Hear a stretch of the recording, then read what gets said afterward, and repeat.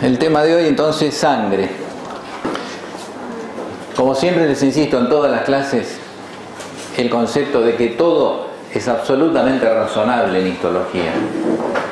Todo el cuerpo humano es razonable. Ustedes piensen que la naturaleza se tomó varios miles de millones de años en fabricar el cuerpo humano. Son miles de millones de años de evolución, por lo cual cada cosita mínima, por más mínima que sea, tiene su explicación. No hay nada librado al azar. Todo tiene su explicación. Lo que pasa es que muchas veces no sabemos la explicación. Hay materias donde la explicación no se sabe a fondo. En histología se sabe casi todo, porque hace más de 500 años que se estudia, entonces se sabe casi todo. La microscopía, hay muy pocos interrogantes, muy pocas cosas que los histólogos no saben por qué son así. A nivel de microscopía electrónica ya no se sabe de todo.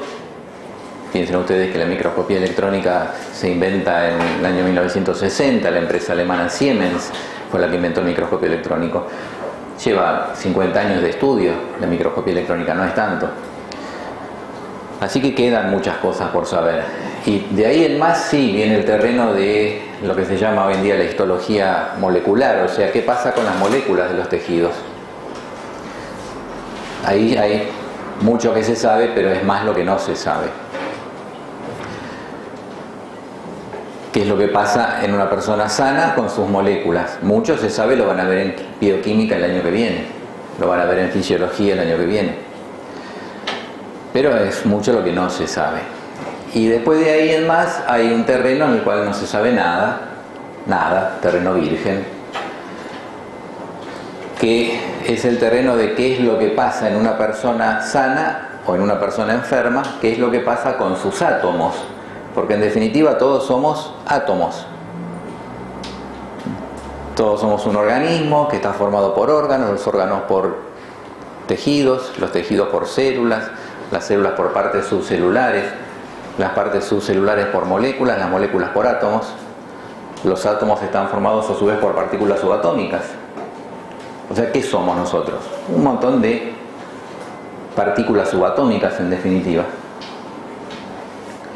Si yo estoy bien es porque mis átomos, mis electrones, protones, neutrones, positrones, neutrinos y toda la serie de quarks que se descubrieron últimamente es porque andan bien. Pero en ese terreno nadie se metió, no hay forma. O sea, no sabemos en una persona que tiene un cáncer, no sabemos lo que pasa con los átomos. Sabemos mucho de lo que pasa a nivel del órgano, anatómicamente. Sabemos mucho de lo que pasa en los tejidos, patología de cuarto año. Sabemos mucho de lo que pasa en las células con el microscopio óptico. Sabemos un poco de lo que pasa a nivel de microscopía electrónica. Y no sabemos mucho de lo que pasa con las moléculas. Y no sabemos nada de lo que pasa con los átomos. Porque el razonamiento es ese. Lo que está mal es los átomos, ¿no? Eso ni idea. O sea, miren si falta estudiar, ¿no? Y el día que se sepa lo que pasa con los átomos de una célula cancerosa, por ahí el problema está en un átomo. Se empezará a estudiar qué pasa con los neutrones, los electrones. Habrá un problema en el spin de un electrón y por eso la célula se hizo cancerosa. No sabemos ni la menor idea. Así que ya ven que queda mucho por estudiar. A nivel microscópico, que es esta materia, anatomía microscópica, se sabe prácticamente todo, así que todo es razonable, todo tiene una explicación. Pueden preguntar el porqué de cada cosa y la explicación está en el libro, en uno o en otro, en distintos libros. Algún profesor sabe esa explicación, otro no, que es otra cosa que también siempre le insisto a los alumnos y a los pacientes. Como siempre les digo, estos son clases de preparación para que ustedes sean médicos. Lo mismo que le contestamos a nuestros alumnos es lo que le contestamos a los pacientes. Lo que ustedes están aprendiendo es una forma de entender las cosas que les va a servir para los pacientes. Muchas veces uno ve a un paciente y el paciente tiene cierta patología y le dice: doctor, ¿cuál es el tratamiento? Y uno le dice un determinado tratamiento. Y el paciente dice: yo fui a otro médico que me dijo otra cosa la semana pasada. Me dijo otra cosa. Usted me dice que es con este medicamento y el otro me dijo que este medicamento no. Y entonces hay una frase que te dicen los pacientes muchas veces cuando se plantea eso, que te dicen: y bueno, lo que pasa, doctor, yo entiendo, cada maestrito con su librito, cada médico te dice una cosa distinta. Mucha gente piensa eso de la medicina. Mucha gente piensa que la medicina es así, cada maestrito con su librito, cada médico tiene un tratamiento para una cosa. Y yo siempre les digo que no es así a los pacientes. Les digo: librito de medicina hay uno solo, porque hoy en día todo está protocolizado. Si yo quiero saber el tratamiento de la fibrilación auricular paroxística, no es lo que yo opine, ni es lo que opine mi colega, es lo que diga el protocolo de tratamiento de la Asociación Argentina de Cardiología o Americana de Cardiología, protocolo de tratamiento de la fibrilación auricular paroxística. Hay un protocolo. Hoy en día se hace todo por protocolos en medicina. Hay un solo librito. La medicina se unificó. Hay un solo librito.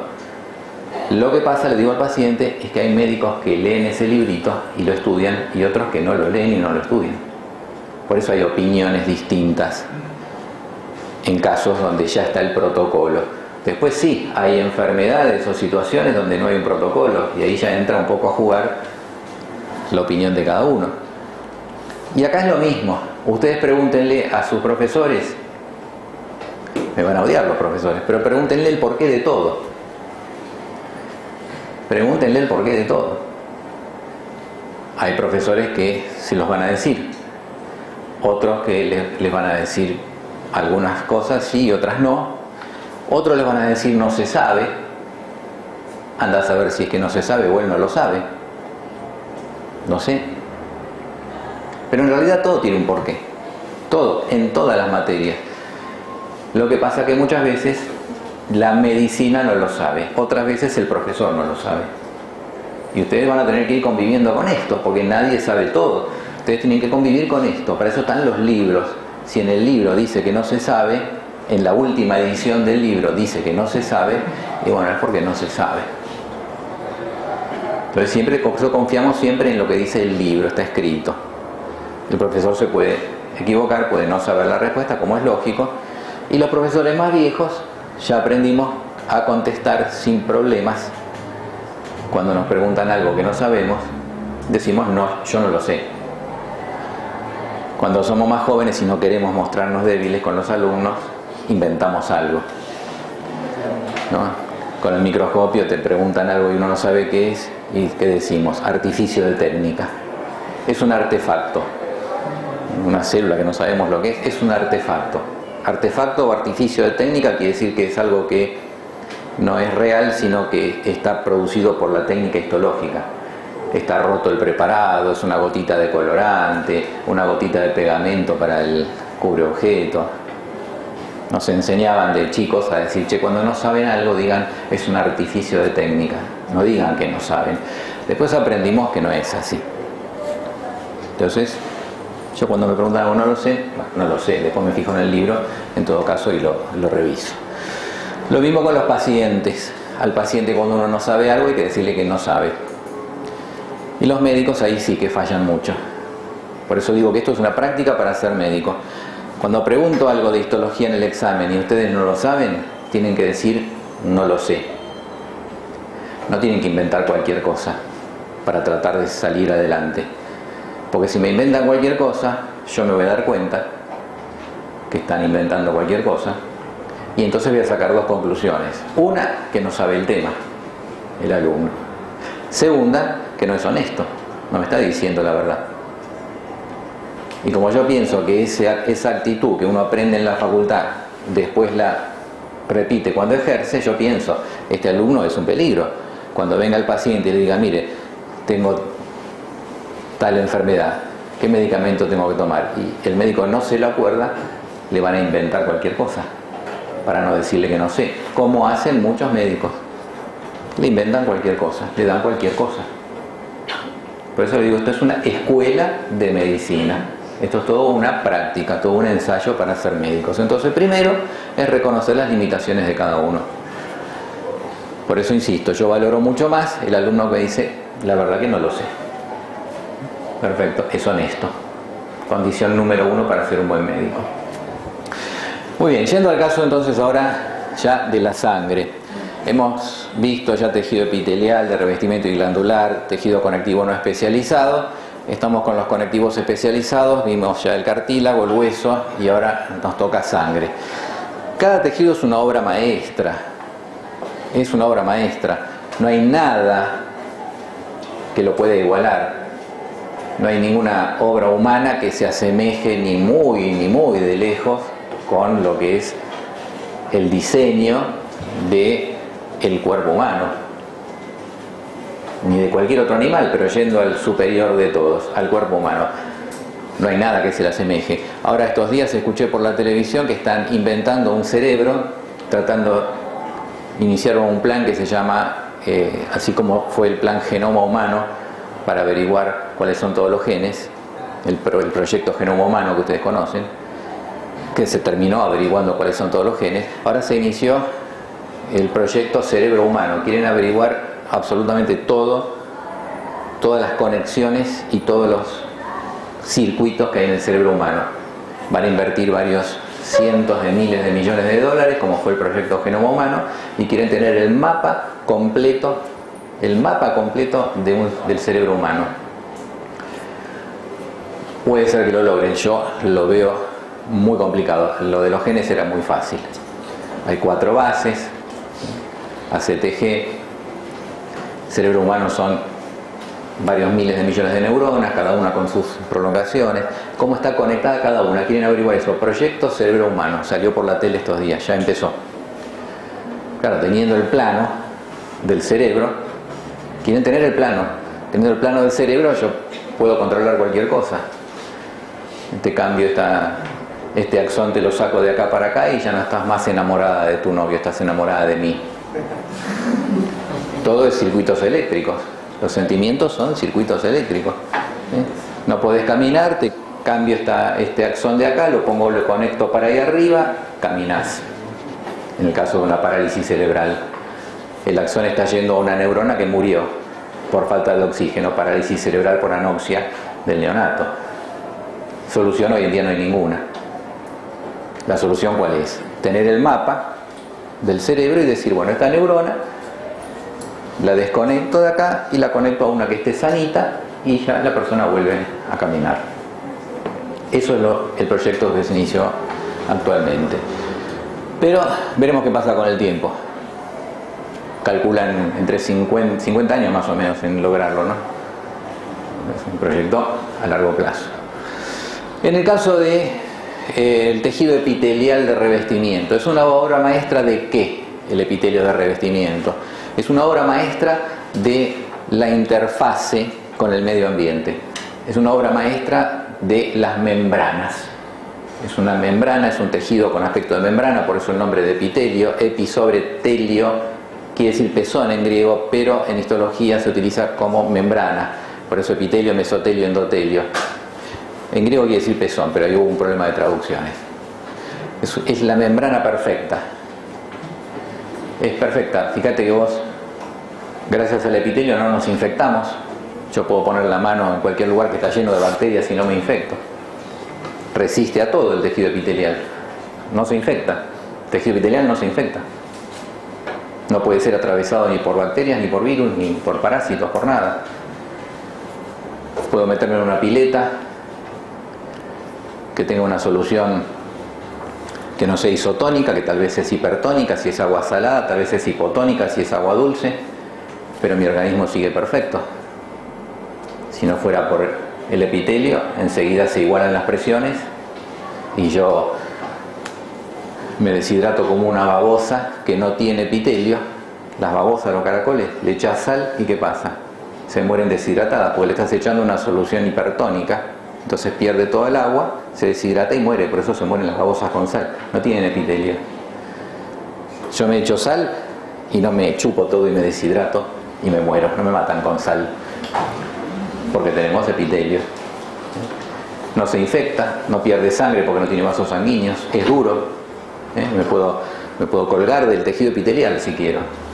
¿Viste cómo hace esa gente que le llaman suspensiones, ¿no? Se pasan ganchos por la piel y se cuelgan. ¿Lo han visto alguna vez? Eso les muestra cuánto aguanta el tejido epitelial. Estás colgando 50, 60, 70 kilos y no se rompe. Una obra maestra. El tejido glandular es una obra maestra ¿de qué? Es una obra maestra de la producción de sustancias. Está especializado en la producción de sustancias para volcar hacia el exterior. El tejido epitelial produce secreción exócrina. No hay una máquina que pueda producir la secreción con esa perfección que lo hace el epitelio glandular. El tejido conectivo, vimos después, no especializado, es otra obra maestra. ¿Obra maestra de qué? Es el campo de batalla donde se libra la guerra inmunológica, el tejido conectivo no especializado. Cuando el tejido epitelial se rompe y entra una bacteria o un virus, debajo del epitelio siempre que hay tejido conectivo no especializado, laxo. El laxo es el campo de batalla inmunológico. Entra una bacteria al conectivo laxo y lo más probable es que la maten, porque está lleno de células el conectivo laxo que van a reconocer enseguida la bacteria. Están los macrófagos, están los plasmocitos, están los histiocitos. Casi ninguna sobrevive. Por eso nos cortamos, nos pinchamos, nos raspamos, no morimos infectados. Si el ataque es muy masivo o estoy en malas condiciones inmunológicas, puede ser que sí, que triunfen las bacterias y me muero por una infección. Pero es una obra de arte. Si ustedes ven alguna vez, busquen en YouTube videos de cómo es esa guerra en el tejido conectivo cuando entra una bacteria o un cuerpo extraño, cómo se acercan, cómo reconocen que entró un cuerpo extraño. ¿Cómo el organismo reconoce que entró un cuerpo extraño? Eso es una cosa maravillosa. Yo me inyecto, no sé, polvo lunar. ¿Alguna vez algún ser humano estuvo en contacto con polvo lunar? No, salvo los 3 o 4 astronautas. Sin embargo, yo me inyecto un granito de polvo de la luna y mi organismo va a saber que eso es un agente externo. ¿Cómo lo reconoce? ¿Cómo sabe si no lo conoció la humanidad? No lo conoce la humanidad. ¿Cómo sabe el organismo que eso no es mío? Y lo ataca. Es increíble. Los sensores que hay por todos lados para detectar que eso es externo, que es extraño. Bueno, el conectivo no especializado denso es una obra maestra de la resistencia mecánica. Resiste, es el tejido blando que más resiste. Yo puedo ir caminando o corriendo y de repente girar y ir para el otro lado y los meniscos míos están aguantando toneladas de peso, de fuerza, y no se rompen. Los meniscos es cartílago elástico. Conectivo denso, no especializado, podemos encontrar en la córnea. La córnea es maravillosa, la córnea. Ustedes vieron que la córnea tiene un epitelio plano estratificado por delante. Luego tiene conectivo denso modelado laminar. Y detrás tiene epitelio cúbico simple. Ya la han visto la córnea. Ahora, la ven con el microscopio y ven los fibrocitos, el epitelio plano estratificado, con todas sus células, las capas de células. Ven las fibras colágenas.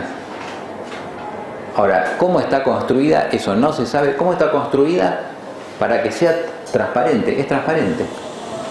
Es increíble. La ves con el microscopio y está llena de células, fibras, tiene cantidades de glucosaminoglucanos, moléculas, epitelios, membrana basal. Pero es transparente. Es un diseño que la hace transparente.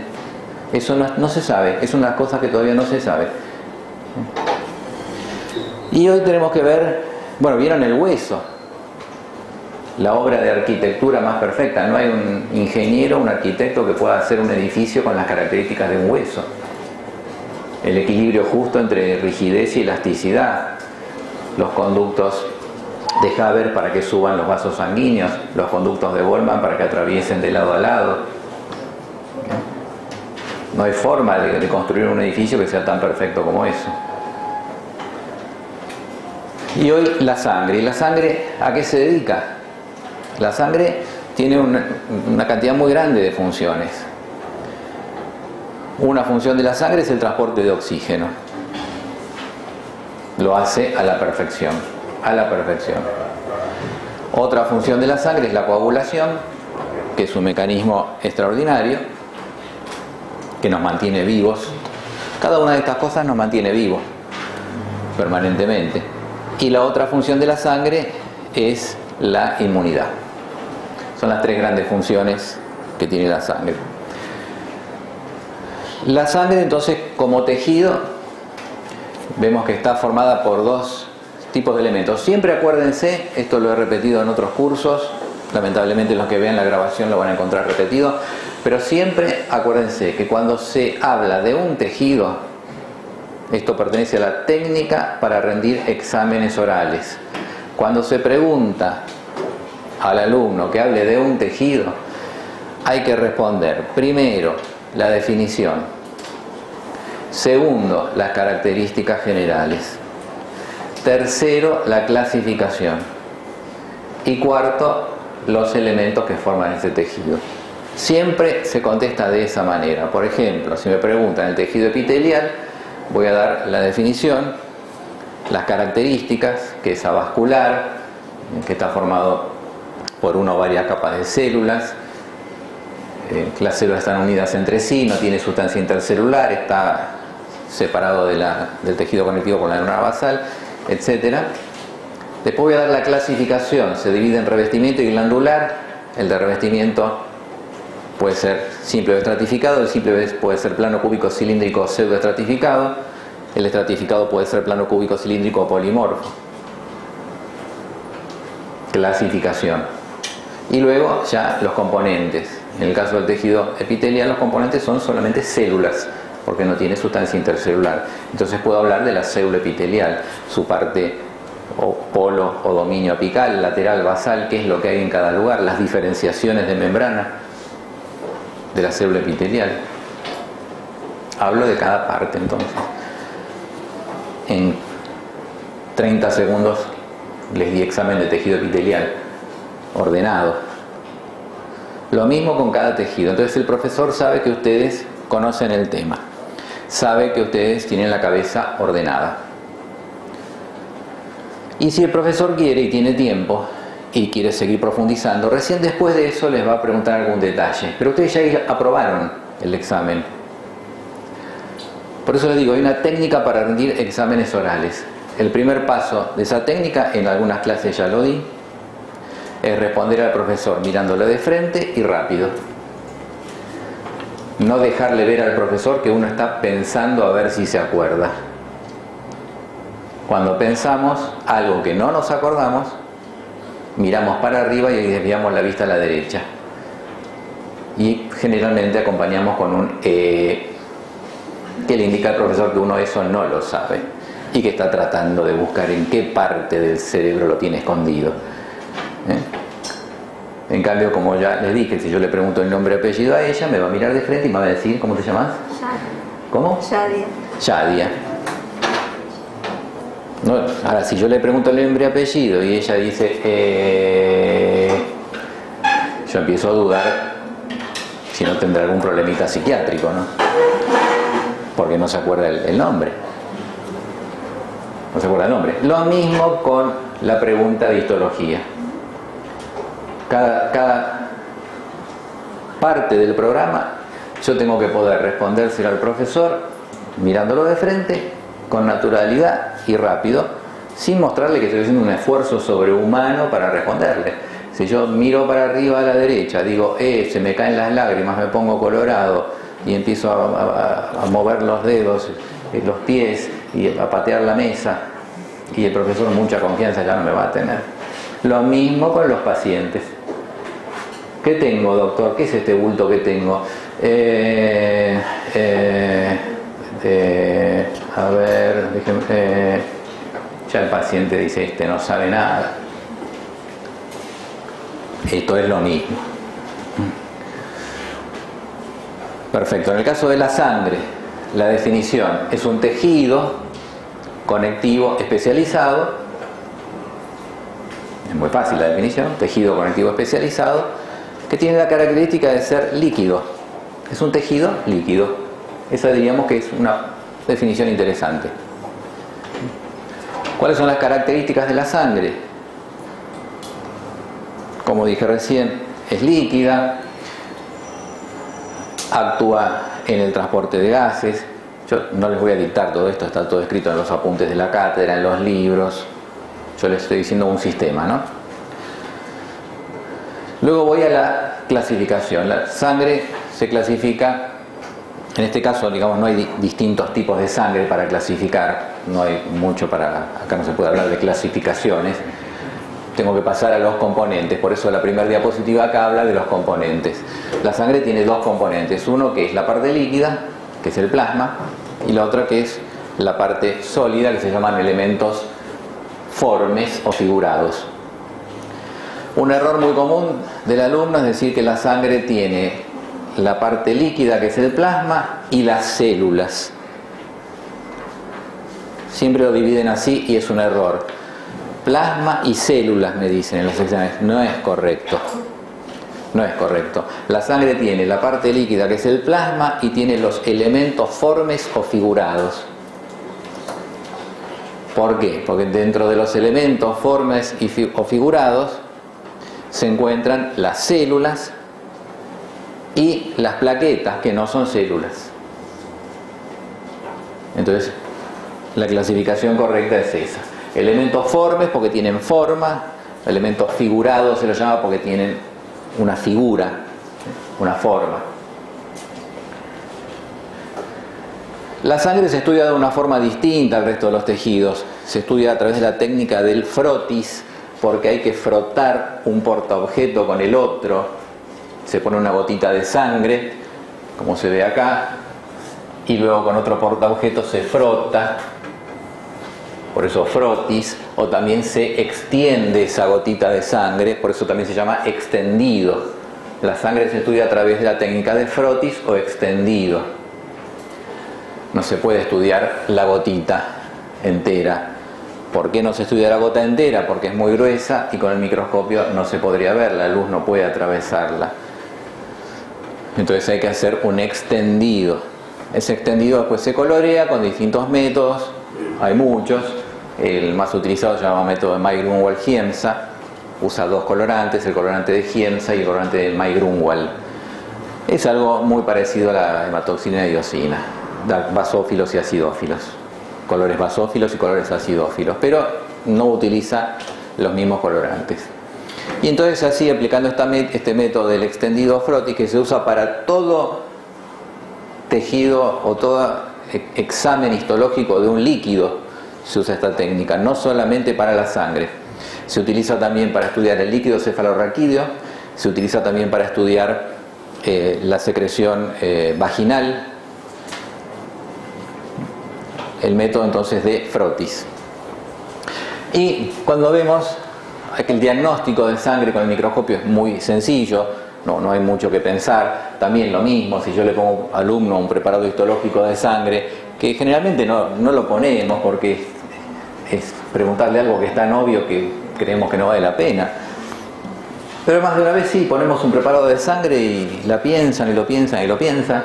Es obvio que esto es sangre. Tengo que haberlo visto.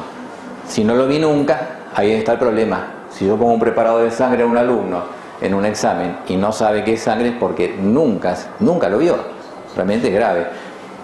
En un atlas, en un libro, no hace falta verlo en el microscopio del práctico, que de hecho vamos a ver solamente el profesor va a mirar el preparado de sangre.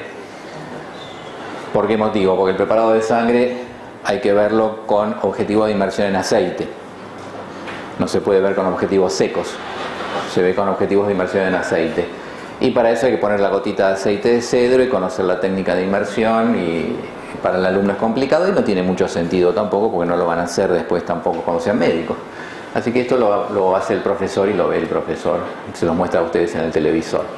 Pero esto es obvio que en sangre se ven los glóbulos rojos, que son muy fáciles de distinguir por su color acidófilo y porque no tienen núcleo. No tienen núcleo. Y entre ellos se ven los glóbulos blancos, que también son fáciles de distinguir porque tienen núcleo. Y también se ven las plaquetas, que no son células, son mucho más chiquititos.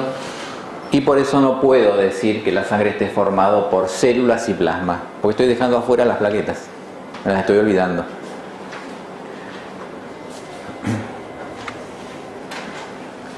Con respecto a los glóbulos rojos, vamos a ver si tenemos algún preparado histológico. Con respecto a los glóbulos rojos, el glóbulo rojo es, yo diría, la única célula de la cual conviene saber la medida.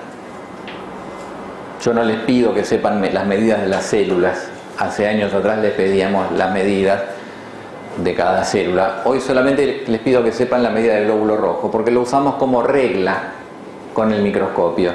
Si yo quiero saber cuánto mide esta célula, lo que hago es calcular cuántos glóbulos rojos entran en el diámetro. Entonces yo digo 1, 2. Esta célula de glóbulos rojos yo sé que mide entre 7 y 8 micrones. Depende de muchos factores, pero 7 u 8 micrones. No tiene importancia 7,5, 7,2. Pero yo sé que todos supongamos a unos 7 micrones. Quiere decir que esta célula que estoy viendo acá mide 14, 15 micrones. Como sangre hay en todos los preparados histológicos, es fácil entonces encontrar un glóbulo rojo y usarlo para medir.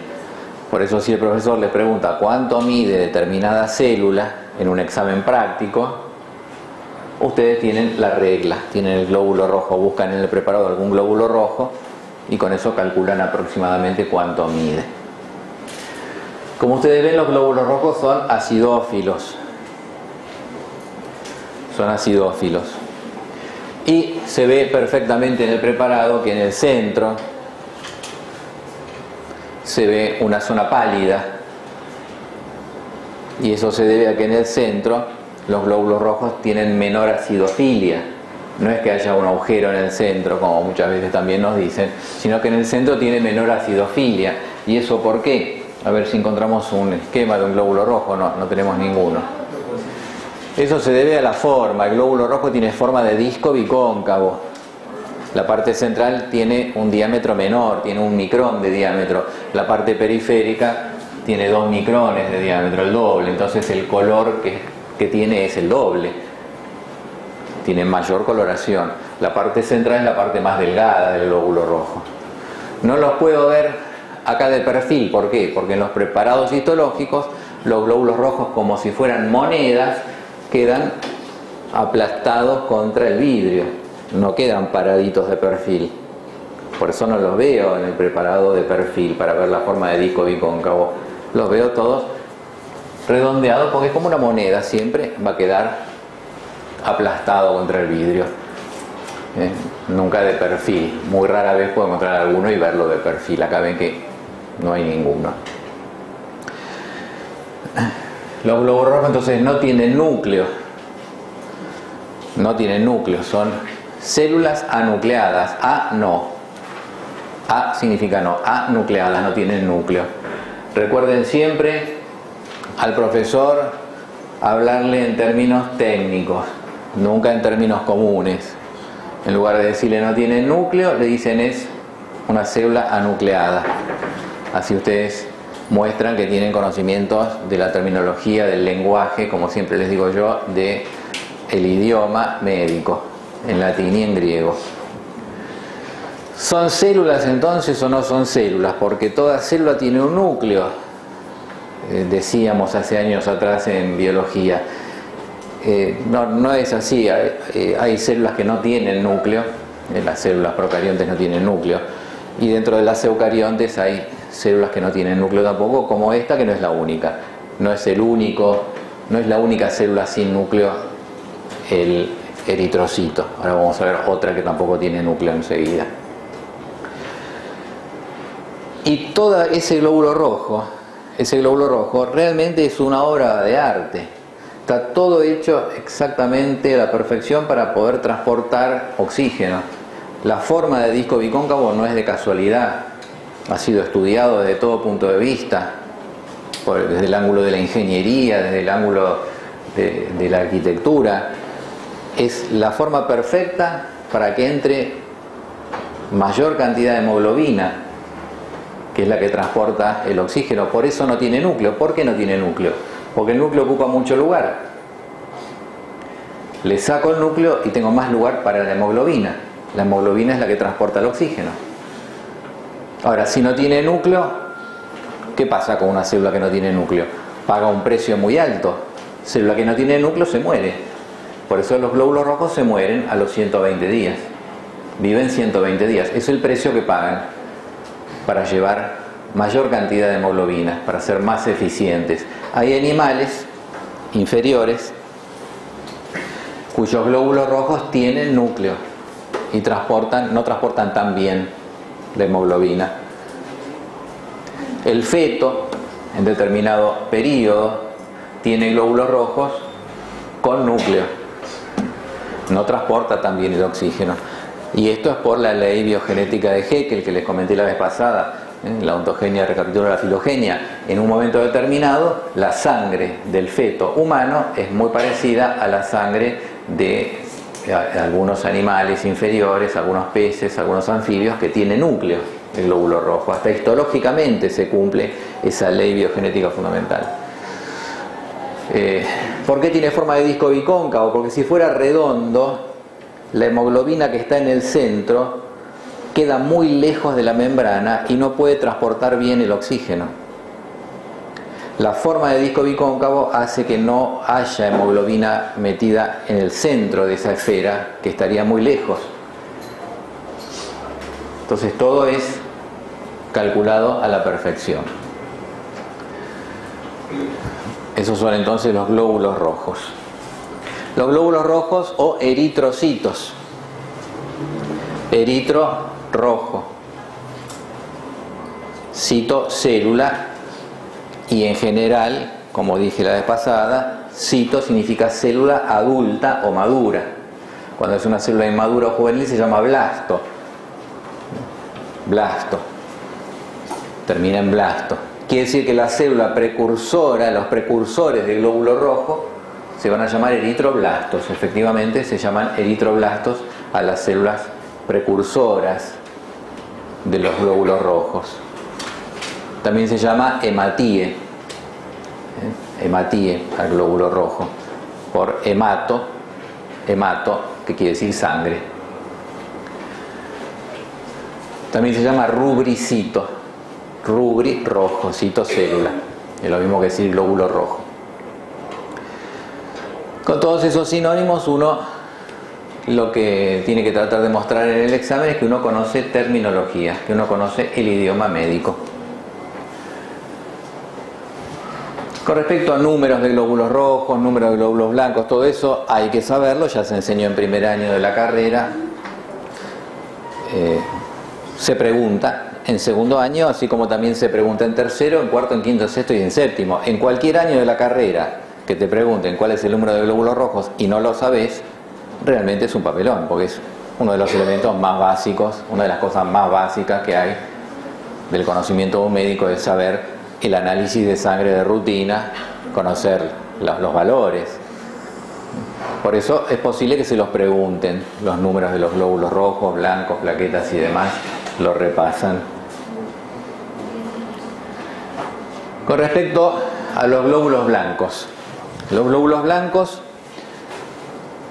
que los distinguimos fácilmente en los preparados histológicos porque tienen núcleo. Los glóbulos blancos tienen núcleo. Los dividimos en dos tipos a los glóbulos blancos, que se llaman granulocitos, porque como se ve acá tienen gránulos en el citoplasma en gran cantidad, tienen gránulos, por eso se llaman granulocitos, células con gránulos. Y hay otros que no tienen tantos gránulos, que se llaman agranulocitos, células sin gránulos. los agranulocitos coincide que también tienen otra característica, y es que el núcleo es redondeado, tiene una forma bastante homogénea, redondeada, y por eso también a los agranulocitos se los llama mononucleares, término que está mal puesto, porque mononuclear, ¿qué significa? Mono, uno, núcleo, significa que tiene un núcleo mononuclear. Está bien, tienen un núcleo, pero entonces yo después les hago la pregunta, ¿y los otros glóbulos blancos, los que no son mononucleares, cuántos núcleos tienen? Y ahí van donde se equivocan y me dicen muchos, por un razonamiento. La pregunta muy mala, tramposa, te estoy llevando a que me contestes mal a propósito. Yo nunca hago eso en los exámenes, o de vez en cuando, o bueno, en todos los exámenes lo hago. Pero no, está mal puesto el nombre. El nombre correcto sería monomorfonuclear, pero como es largo le dejaron mononuclear. El correcto es monomorfonuclear, núcleo con una sola forma. Monomorfonucleares, que son el linfocito y el monocito. El linfocito que tiene el núcleo redondeado y el monocito que tiene el núcleo en forma de herradura o letra C, o redondeado con una indentación, como le quieran decir. Esos son entonces los monomorfonucleares, mononucleares o agranulocitos. Todos términos fundamentales para cualquier médico recién recibido. Si el paciente tiene una linfocitosis, ¿qué tiene? ¿Qué es lo que tiene? Citosis, aumento en hematología. Linfocitosis, tiene aumentados los linfocitos. Tiene una linfopenia, tiene penia, disminución. Peña siempre quiere decir disminución. Por ejemplo, una mujer de 60 años se hace una densitometría ósea y le sale que tiene osteopenia. Tiene el tejido óseo disminuido, tiene poco calcio, osteopenia. Hasta que llegue a la osteoporosis, que es cuando queda poroso el hueso. Por eso peña, disminución, linfopenia. Uno lee los análisis y están en términos técnicos. Tiene linfopenia con neutrocitosis. ¿Qué me está diciendo? Tiene los linfocitos bajos y los neutrófilos altos. Muy sencillo. Bueno, ahí tenemos entonces los agranulocitos. Luego están los granulocitos, que son los que tienen gránulos en el citoplasma, que son el neutrófilo, eosinófilo y basófilo. Y coincide con que el núcleo, si bien tienen un solo núcleo, pero el núcleo tiene formas, tiene distintas formas. Es un núcleo que no es redondeado, sino que tiene lóbulos, tiene formas, y por eso se llama polimorfonuclear, que si lo abreviamos sería polinuclear, que en muchos libros figura polinuclear. Y no es que tenga muchos núcleos, es una abreviatura de polimorfonuclear. Y mononuclear es la abreviatura de monomorfonuclear. ¿Correcto? Gracias. Y son el neutrófilo, eosinófilo y basófilo. El diagnóstico de estos glóbulos blancos no se hace con el microscopio actualmente. Antes se hacía cuando uno se sacaba sangre para un análisis de rutina, que te viene el resultado y te dice 70% de neutrófilos, basófilos 2%, en fin. ¿Cómo se hacía antes y cómo se hace ahora? Bueno, ahora ustedes vieron que se hace el análisis y en 2 segundos le dan el resultado. Si tardan más es porque tienen muchos para hacer y están esperando dar todos juntos. Pero lo hace una máquina. Lo hace una computadora que analiza los glóbulos y me hace el recuento. Pero antes se hacía a ojo con el microscopio. Se miraba la sangre y se contaba. Se contaba cuántos glóbulos rojos hay. y te ponen 5.400.000. ¿Qué hizo? ¿Contó 5.400.000 el pobre hematólogo? No. Se hacía con lo que se llamaba cámara de Neubauer, que es un portaobjeto que tenía una rejillita tallada en el vidrio. Entonces en el microscopio uno contaba cuántos glóbulos rojos hay en un cuadradito y multiplicaba por el número de cuadraditos, que ya te lo decía el fabricante con una fórmula. Entonces contabas unos cuantos glóbulos que estaban en un cuadradito chiquitito. Lo mismo los glóbulos blancos, había que hacer el diagnóstico, si eran neutrófilos, eosinófilos, basófilos, linfocitos o monocitos, y después contarlos. Ahora no, lo hace la máquina automáticamente. El único hoy en día que necesita saber con mucha precisión las formas de los glóbulos blancos es el hematólogo. El hematólogo sí, porque va a mirar la muestra de sangre para hacer un diagnóstico de una leucemia, una cosa así, entonces necesita el detalle. Entonces, ¿qué hay que saber de estas células? Bueno, el número, ya les dije, fundamental el número.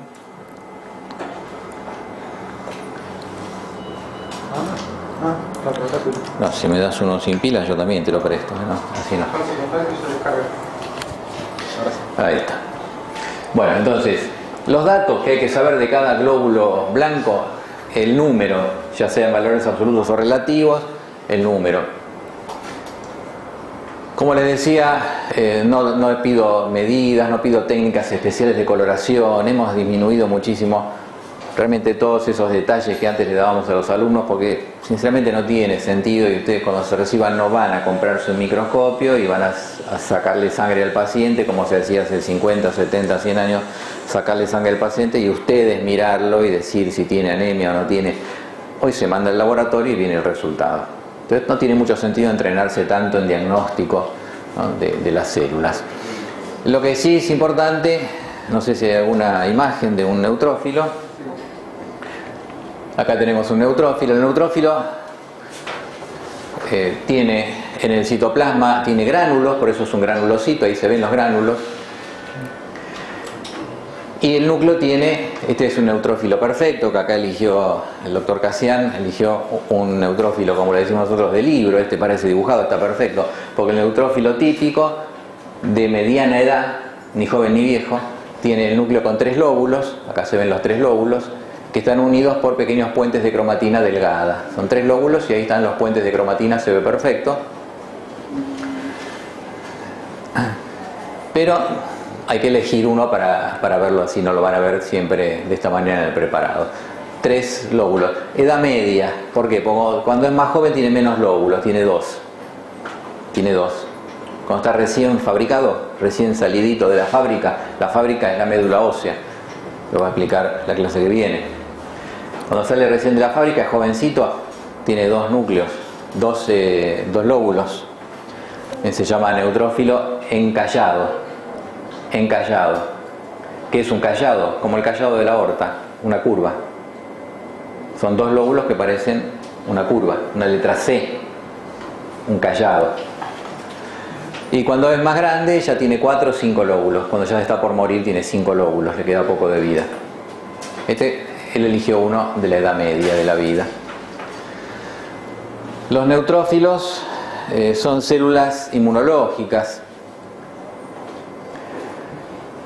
Son maquinarias muy complejas. No vamos a pretender que ustedes la sepan en histología. Ya van a tener el año que viene fisiología, química del neutrófilo. Van a tener después en cuarto o en quinto inmunología, ahí van a ver qué es lo que hace el neutrófilo. Es una maquinaria impresionantemente compleja. Cuando se sabía poquitito, les decíamos cuáles eran las moléculas que tiene el neutrófilo y les decíamos 3 o 4 moléculas que se conocían. Hoy en día no tiene sentido porque tiene miles de moléculas adentro, nadie se las va a aprender, no tiene ningún sentido. Hay que saber el concepto. Son células obviamente inmunológicas, participan en los procesos inmunológicos. El neutrófilo es interesante también porque en genética se utiliza como para saber el sexo genético, para saber si la persona es varón o mujer. debido a que en el neutrófilo se suele ver bien el corpúsculo de Barr, que es un apéndice que podría ser este que está acá. Si esto fuera un corpúsculo de Barr, quiere decir que este neutrófilo es de mujer, porque el número de cromosomas X es igual al número de corpúsculo de Barr más 1, o sea, hay un X oculto y un X oculto es el corpúsculo de Barr. Si estos fueran dos corpúsculos de Barr, este neutrófilo es de una superhembra. Superhembra quiere decir que tiene triple X, síndrome de superhembra. Pero eso también hay que hacer técnicas de coloración un poco mejores para estar seguros, y hay que contar muchos y ver si realmente todos los neutrófilos de esta persona tienen dos corpúsculos de Barr. Es un triple X, es una subhembra. Se llama superhembra porque en las mosquitas drosófilas melanogaster, que son las moscas de la fruta, tienen los genitales externos más desarrollados, las triple X. En el humano, la mujer que tiene un cromosoma X de más no tiene ninguna diferencia con las demás. O sea, cualquier chica de acá puede tener triple X y no se va a dar cuenta nunca, o no tiene ninguna diferencia. 3, 4X, 5X pueden tener también y no hay diferencia. No hay diferencia. Porque los cromosomas X que uno tiene de más se inactivan. La hipótesis de Lyon se llama, hipótesis de Lyon de inactivación de los cromosomas X supernumerarios. Cuando tienen un cromosoma X de más se inactiva solito. Con un solo cromosoma X alcanza. Por eso la mujer tiene 2X, uno se inactiva y forma el corpúsculo de Barr, y el otro es el que funciona. Si tiene 3X, dos se inactivan y forman dos corpúsculos de Barr. Uno funciona. Siempre hace falta uno. Para que la mujer se desarrolle necesita un X. Los otros quedan inactivados. Ahora, si quedan inactivados, ¿para qué los? Buena pregunta que ya el doctor Casian les va a responder en la clase de genética. Ya le contestará para qué necesitamos. ¿Para qué la mujer tiene 2X si uno queda inactivado toda la vida? Con respecto a los eosinófilos, también células inmunológicas. En todos los glóbulos blancos son células inmunológicas. Hay un poquito de detalle acá de la función. Básicamente los neutrófilos actúan contra las bacterias. Son los que reconocen más rápido las bacterias. Por eso le hago un análisis de sangre a una persona y tiene aumentados los neutrófilos, yo sospecho que tiene una infección bacteriana. Está con fiebre y un sarpullido en la piel y le hago un análisis de sangre y tiene neutrófilos altos, pienso que es bacteriana. Tiene neutrófilos bajos, pienso que la infección es virósica. Porque los virus, los neutrófilos no lo saben reconocer. Saben reconocer bien a las bacterias. O sea, me guío rápido de qué es lo que puede tener. El eosinófilo, en cambio, es una célula que es más dedicada a detectar a los parásitos. Si el nene no duerme bien a la noche y lo veo que se rasca la cola, le hago un análisis si tiene los eosinófilos altos, debe tener parásitos. Es una medida rápida, útil, como para orientarme de lo que está pasando, ¿no? Así que básicamente el eosinófilo más bien se dedica a los parásitos, pero les aclaro, como dije antes, en inmunología les van a dar millones de funciones de estas células. Son maquinarias inmunológicas terriblemente complejas. Es toda una especialidad ser inmunólogo y se dedican toda su carrera a estudiar a estas células inmunológicas. O sea que es mucho para decir. Como esto es citología, vemos solamente que el eosinófilo tiene el núcleo con dos lóbulos. Acá se ve perfectamente, parece un teléfono de los antiguos. Antes decíamos parece el tubo de un teléfono, hoy decimos eso y nadie sabe de qué estamos hablando. Cuando los teléfonos tenían tubo. Bueno, tiene esta forma con dos lóbulos. Te dirán, pero entonces es igual a un neutrófilo joven, pero los gránulos son distintos. Los gránulos son eosinófilos. ¿Cómo son los gránulos del eosinófilo? Miran para arriba y piensan. Y son eosinófilos. ¿Cómo son los gránulos del basófilo? Basófilos. ¿Y los del neutrófilo? Y ahí se quedan sin decir nada. Son neutros, no son ni eosinófilos ni basófilos. Pero por eso les pusieron el nombre, por el color de los gránulos. Por el color de los gránulos. Luego tenemos a los basófilos, que hay muy poca cantidad. Son células también inmunológicas que actúan sobre todo en las reacciones alérgicas.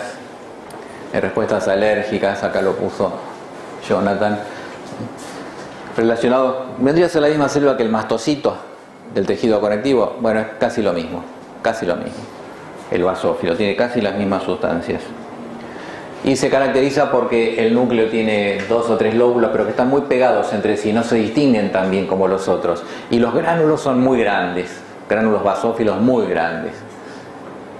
Nunca lo van a ver en un preparado histológico porque son el 1%, 0 o 1%. Puede ser que no vea ninguno y es normal, puede ser que vea 1%, es normal. No lo van a encontrar en los preparados histológicos. Acá un histólogo estuvo mucho tiempo buscando uno y lo encontró. Luego los linfocitos que todos conocen, los linfocitos de los cuales se puede hablar una vida entera. La célula clave de la respuesta inmunológica. Básicamente lo poquito que habría que saber es que hay linfocitos B y T. Los linfocitos B, que son los que se encargan de la inmunidad humoral. ¿Qué es la inmunidad humoral? Humor. La inmunidad que va por los humores. Esa es la inmunidad humoral. ¿Cuáles son los humores? La sangre es un humor. Sangre, linfa, líquidos cefalorraquídeos, esos son los humores. Los linfocitos B son los encargados de la inmunidad humoral. O sea, la inmunidad que va por los líquidos del cuerpo. ¿De qué manera la inmunidad va por los líquidos del cuerpo? A través de los anticuerpos. Los anticuerpos van por los líquidos del cuerpo y están relacionados con los linfocitos B. Y los linfocitos T se encargan de la inmunidad celular, se llama, o sea, la que no actúa a través de los líquidos del cuerpo, a través de los anticuerpos, actúa de otra manera. Es muy complicado, ya les digo. En histología lo que hay que saber es que el núcleo es redondeado, a ver si tenemos alguno. Núcleo redondeado. No tiene gránulos visibles en el citoplasma en gran cantidad, por eso es un agranulocito monomorfo nuclear. Y luego los monocitos, que son células fagocíticas, son las células que originan a todos los macrófagos del cuerpo. Ustedes ya vieron un macrófago, vieron el macrófago del tejido conectivo, que es el histiocito. Van a ver a lo largo del año todos los macrófagos. Hay un montón de macrófagos.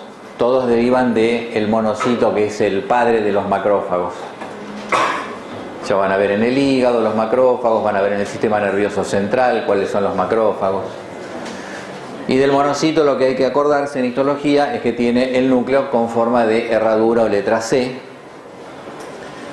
Esa es la característica, y el citoplasma que no tiene gránulos visibles. O sea, un monomorfo nuclear agranulocito. Y se dedica básicamente a la fagocitosis. Por último, las plaquetitas. ¿Qué tan poca bolilla les damos a las plaquetas? Que están acá. Las plaquetas no son células. ¿Qué son? Son pedacitos del citoplasma de otra célula. Son fragmentos citoplasmáticos de otra célula. ¿De qué célula? De una que tiene el núcleo muy grande. ¿Cómo se llama entonces? Megacariocito. Mega grande, cario, núcleo, cito, célula. Célula con núcleo grande. Megacariocito. Es un núcleo muy grande, el del megacariocito. Y las plaquetas son pedacitos del citoplasma. Que uno los ve así en el preparado histológico, apenas los distingue. Durante muchísimo tiempo pasaron un poco inadvertidas, pero estamos todos vivos gracias a las plaquetas. Porque las plaquetas tienen sensores que detectan si un vaso sanguíneo está roto o no. Entonces, cuando hay un vaso sanguíneo roto, una herida, y se produce una hemorragia, nos vamos a morir por esa hemorragia. Aunque sea mínima, nos moriríamos igual si se va perdiendo la sangre. Pero las plaquetas van a detectar que hubo una rotura y van a ir a taponar, van a formar el tapón plaquetario. Ahora, eso es muy complicado. Ustedes saben que hay kilómetros de vasos sanguíneos en el cuerpo, entre arterias, venas y capilares. 220.000 kilómetros de vasos sanguíneos. En cualquier lugar que haya una pequeña rotura, aunque sea microscópica, las plaquetas lo tienen que detectar. Entonces las plaquetas están en la sangre, pero están patrullando en la sangre. Están patrullando, están buscando roturas. A lo largo de esos 20.000 kilómetros de vasos sanguíneos, están buscando si algo se rompió. Son muy detallistas las plaquetas, tienen sensores súper sofisticados para detectar la más mínima rotura. Eso nos salva y nos mata, las dos cosas. Nos salva porque no morimos por hemorragias por un simple cortecito, pero nos mata ¿por qué? Porque actualmente el tipo de vida que hace el hombre, que no es la vida de cuando, digámoslo entre comillas, de cuando se inventaron las plaquetas, digamos así, cuando la naturaleza inventó las plaquetas, el hombre tenía otra vida. El cambio de vida actual hace que los vasos sanguíneos tengan más arrugas de lo que tenían anteriormente. Está demostrado que un nene de 3-4 años ya tiene sus vasos sanguíneos con pequeñas arrugas. 3-4 años, no te digo ya un chico de 15 años, o no te digo ustedes, y menos te digo yo. ¿No? Los vasos sanguíneos nuestros están bastante arruinados ya, porque hemos pasado una vida en la cual no hemos cuidado el endotelio. Ustedes han estudiado el endotelio, el tejido epitelial. El endotelio es plano simple, es el tejido más liso de todo el cuerpo, el endotelio. Es el más liso y suave. Y así debería mantenerse toda la vida, porque las plaquetas van recorriendo el endotelio, de esos cientos de miles de kilómetros, lo van recorriendo y tienen que pasar sobre un endotelio que sea perfectamente suave y liso, y está todo bien. Los sensores dicen que está todo bien. Cuando encuentran una pequeña arruguita en el endotelio, ya la plaqueta interpreta que ahí se está rompiendo y va y lo tapona.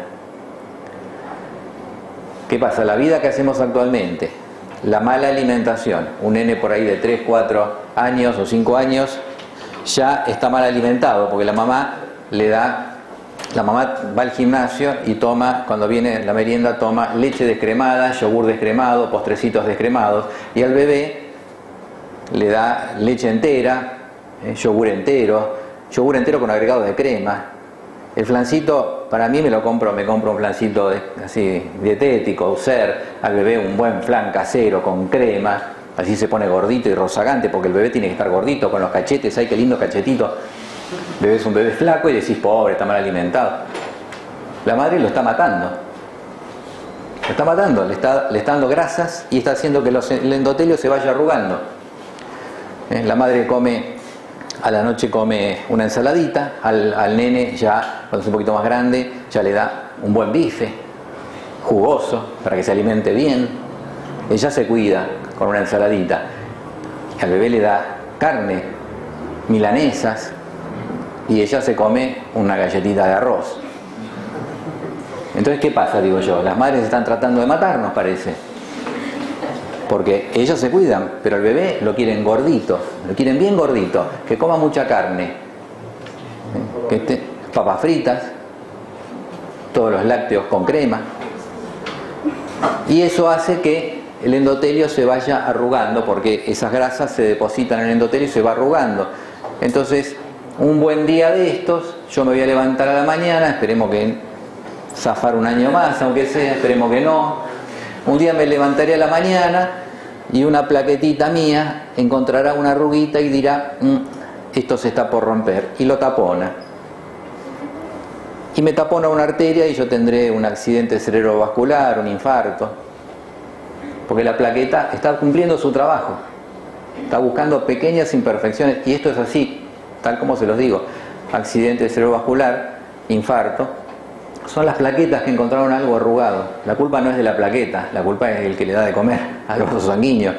Vengo comiendo mal por ahí, presión alta, la presión alta arruga el endotelio. El peor factor que hace que la plaqueta se equivoque, el peor de todos, lejos, es el cigarrillo. El cigarrillo tiene una serie de sustancias químicas que hacen que la plaqueta se equivoque fácilmente, altera el endotelio, el cigarrillo, y la plaqueta se va a equivocar en cualquier momento. No hacer ejercicio, el ejercicio no se sabe bien cómo, pero mantiene el endotelio más liso. La presión alta, la hipertensión, hace que el endotelio se arrugue. La diabetes hace que el endotelio se arrugue. Entonces vos tenés una persona que te viene a ver al consultorio, viste, que tiene por ahí 50 años, 40, 50 años, diabético, hipertenso, fuma, no mueve un dedo nunca, come grasa como loco, y vos pensás cuánto tardará una plaqueta de este pobre tipo. Hay 250.000 plaquetas por milímetro cúbico de sangre. Una sola que se equivoque y diga esta arruguita no me gusta, va y la tapa, y esa persona va a tener una CB o un infarto. Es complicado. Por eso, ojo con las plaquetas, no las subestimemos. Plaquetas también llamadas trombocitos. Citocélula. Trombo quiere decir coágulo intravascular. Eso quiere decir trombo. Coágulo intravascular. O sea, un coágulo adentro de un vaso sanguíneo. Bueno, y luego tenemos acá la frase matadora que nunca logro entender de Jonathan, que algún día haremos un video especial para que expliques qué querés decir con estas frases al final de los PowerPoint. Sigue con qué ahora. Sigue con que, bueno, la semana que viene ya viene tejido hematopoyético y eso se los da el doctor Casiano. Lo van a ver en bioquímica el año que viene, lo van a ver en fisiología el año que viene. Pero es mucho lo que no se sabe. Y después de ahí en más hay un terreno en el cual no se sabe nada, terreno virgen, que es el terreno de qué es lo que pasa en una persona sana o en una persona enferma, qué es lo que pasa con sus átomos, porque en definitiva todos somos átomos. Todos somos un organismo que está formado por órganos, los órganos por tejidos, los tejidos por células, las células por partes subcelulares, las partes subcelulares por moléculas, las moléculas por átomos. Los átomos están formados a su vez por partículas subatómicas. O sea, ¿qué somos nosotros? Un montón de partículas subatómicas en definitiva. Si yo estoy bien es porque mis átomos, mis electrones, protones, neutrones, positrones, neutrinos y toda la serie de quarks que se descubrieron últimamente es porque andan bien.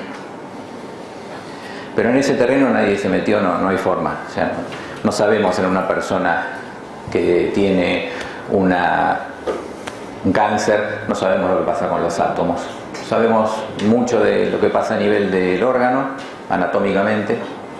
Sabemos mucho de lo que pasa en los tejidos, patología de cuarto año.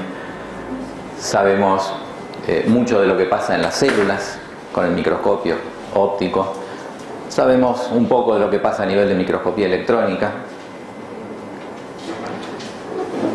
Y no sabemos mucho de lo que pasa con las moléculas. Y no sabemos nada de lo que pasa con los átomos. Todo, en todas las materias. Lo que pasa es que muchas veces la medicina no lo sabe. Otras veces el profesor no lo sabe. Y ustedes van a tener que ir conviviendo con esto, porque nadie sabe todo. Ustedes tienen que convivir con esto. Para eso están los libros. Si en el libro dice que no se sabe, en la última edición del libro dice que no se sabe, y bueno, es porque no se sabe. Entonces siempre confiamos siempre en lo que dice el libro, está escrito. El profesor se puede equivocar, puede no saber la respuesta, como es lógico. Y los profesores más viejos ya aprendimos a contestar sin problemas. Cuando nos preguntan algo que no sabemos, decimos no, yo no lo sé. Cuando somos más jóvenes y no queremos mostrarnos débiles con los alumnos, inventamos algo, ¿no? Con el microscopio te preguntan algo y uno no sabe qué es, y ¿qué decimos? Artificio de técnica. Es un artefacto. Una célula que no sabemos lo que es un artefacto. Artefacto o artificio de técnica quiere decir que es algo que no es real, sino que está producido por la técnica histológica. Está roto el preparado, es una gotita de colorante, una gotita de pegamento para el cubreobjeto. Nos enseñaban de chicos a decir, che, cuando no saben algo digan, es un artificio de técnica. No digan que no saben. Después aprendimos que no es así. Entonces, yo cuando me preguntan algo no lo sé, bueno, no lo sé, después me fijo en el libro, en todo caso, y lo reviso. Lo mismo con los pacientes. Al paciente cuando uno no sabe algo hay que decirle que no sabe. Y los médicos ahí sí que fallan mucho. Por eso digo que esto es una práctica para ser médico. Cuando pregunto algo de histología en el examen y ustedes no lo saben, con su librito. Cada médico te dice una cosa distinta. Mucha gente piensa eso de la medicina. Mucha gente piensa que la medicina es así. Cada maestrito con su librito. Cada médico tiene un tratamiento para una cosa. Y yo siempre les digo que no es así a los pacientes. Les digo, librito de medicina hay uno solo. Porque hoy en día todo está protocolizado. Si yo quiero saber el tratamiento de la fibrilación auricular paroxística, no es lo que yo opine, ni es lo que opine mi colega. Es lo que diga el protocolo de tratamiento de la Asociación Argentina de Cardiología o Americana de Cardiología, protocolo de tratamiento de la fibrilación auricular paroxística. Hay un protocolo. Hoy en día se hace todo por protocolos en medicina. Hay un solo librito. La medicina se unificó. Hay un solo librito. Lo que pasa, le digo al paciente, es que hay médicos que leen ese librito y lo estudian y otros que no lo leen y no lo estudian. Por eso hay opiniones distintas en casos donde ya está el protocolo. Después sí, hay enfermedades o situaciones donde no hay un protocolo y ahí ya entra un poco a jugar la opinión de cada uno. Y acá es lo mismo. Ustedes pregúntenle a sus profesores, me van a odiar los profesores, pero pregúntenle el porqué de todo. Pregúntenle el porqué de todo. Hay profesores que se los van a decir, otros que les van a decir algunas cosas sí y otras no. Otros les van a decir no se sabe. Anda a saber si es que no se sabe o él no lo sabe. No sé. Pero en realidad todo tiene un porqué. El tema de hoy entonces, sangre. Como siempre les insisto en todas las clases, el concepto de que todo es absolutamente razonable en histología. Todo el cuerpo humano es razonable. Ustedes piensen que la naturaleza se tomó varios miles de millones de años en fabricar el cuerpo humano. Son miles de millones de años de evolución, por lo cual cada cosita mínima, por más mínima que sea, tiene su explicación. No hay nada librado al azar. Todo tiene su explicación. Lo que pasa es que muchas veces no sabemos la explicación. Hay materias donde la explicación no se sabe a fondo. En histología se sabe casi todo, porque hace más de 500 años que se estudia, entonces se sabe casi todo. La microscopía, hay muy pocos interrogantes, muy pocas cosas que los histólogos no saben por qué son así. A nivel de microscopía electrónica ya no se sabe de todo. Piensen ustedes que la microscopía electrónica se inventa en el año 1960, la empresa alemana Siemens fue la que inventó el microscopio electrónico. Lleva 50 años de estudio, la microscopía electrónica no es tanto. Así que quedan muchas cosas por saber. Y de ahí en más sí viene el terreno de lo que se llama hoy en día la histología molecular, o sea, qué pasa con las moléculas de los tejidos. Ahí hay mucho que se sabe, pero es más lo que no se sabe. ¿Qué es lo que pasa en una persona sana con sus moléculas? Mucho se sabe, porque el razonamiento es ese. Lo que está mal es los átomos, ¿no? Eso ni idea. O sea, miren si falta estudiar, ¿no? Y el día que se sepa lo que pasa con los átomos de una célula cancerosa, por ahí el problema está en un átomo. Se empezará a estudiar qué pasa con los neutrones, los electrones. Habrá un problema en el spin de un electrón y por eso la célula se hizo cancerosa. No sabemos ni la menor idea. Así que ya ven que queda mucho por estudiar. A nivel microscópico, que es esta materia, anatomía microscópica, se sabe prácticamente todo, así que todo es razonable, todo tiene una explicación. Pueden preguntar el porqué de cada cosa y la explicación está. Está en el libro, en uno o en otro, en distintos libros. Algún profesor sabe esa explicación, otro no. Que es otra cosa que también siempre le insisto a los alumnos y a los pacientes. Como siempre les digo, estos son clases de preparación para que ustedes sean médicos. Lo mismo que le contestamos a nuestros alumnos es lo que le contestamos a los pacientes. Lo que ustedes están aprendiendo es una forma de entender las cosas que les va a servir para los pacientes. Muchas veces uno ve a un paciente y el paciente tiene cierta patología y le dice, doctor, ¿cuál es el tratamiento? Y uno le dice un determinado tratamiento. Y el paciente dice, yo fui a otro médico que me dijo otra cosa la semana pasada. Me dijo otra cosa. Usted me dice que es con este medicamento y el otro me dijo que este medicamento no. Y entonces hay una frase que te dicen los pacientes muchas veces cuando se plantea eso, que te dicen, y bueno, lo que pasa, doctor, yo entiendo, cada maestría